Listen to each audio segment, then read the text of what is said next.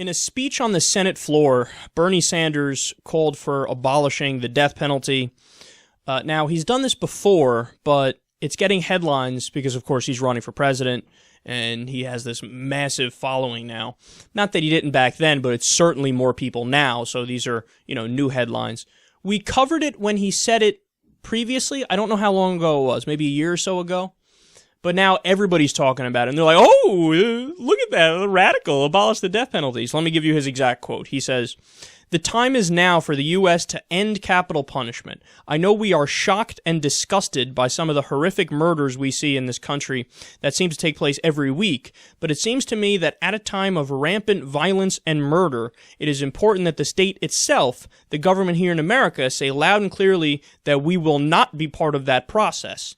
The state, in a democratic, civilized society, should not itself be involved in the murder of other Americans."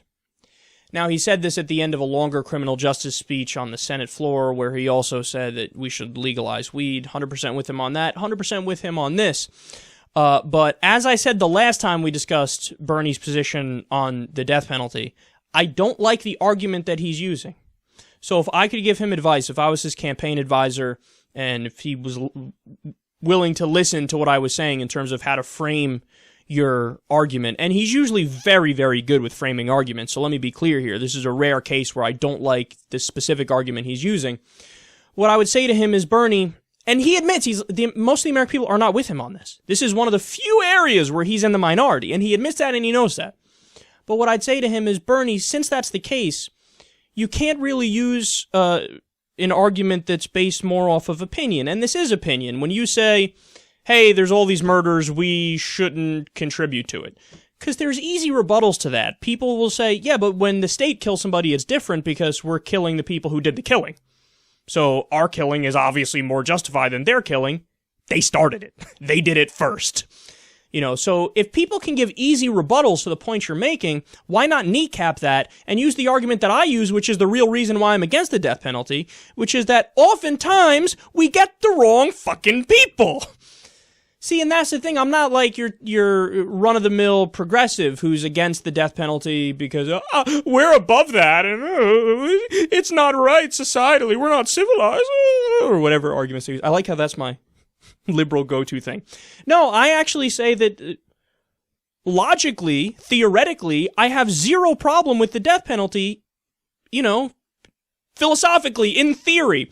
If somebody's a fucking monster and it looks like there's zero hope for rehabilitation and they're disemboweling little girls and they're going on crazy murder sprees where they choke grandmas and fuck their dead bodies and shit, I mean, stuff like this exists in the world. I have zero sympathy for that person, and to kill that person, in my mind, is eliminating a problem. No, not all life is equal.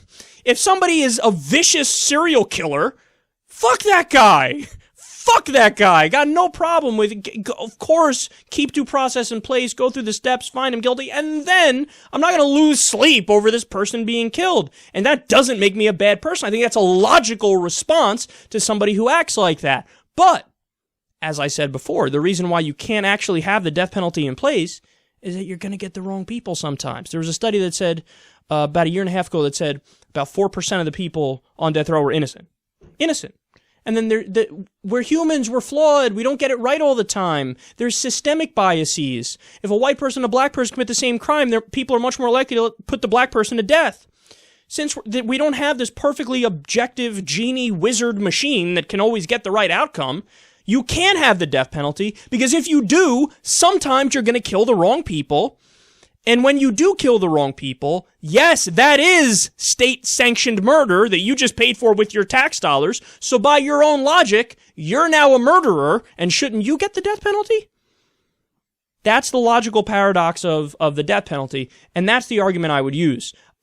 The thing is, I don't think this argument resonates with anybody but the people who are already with you, Bernie.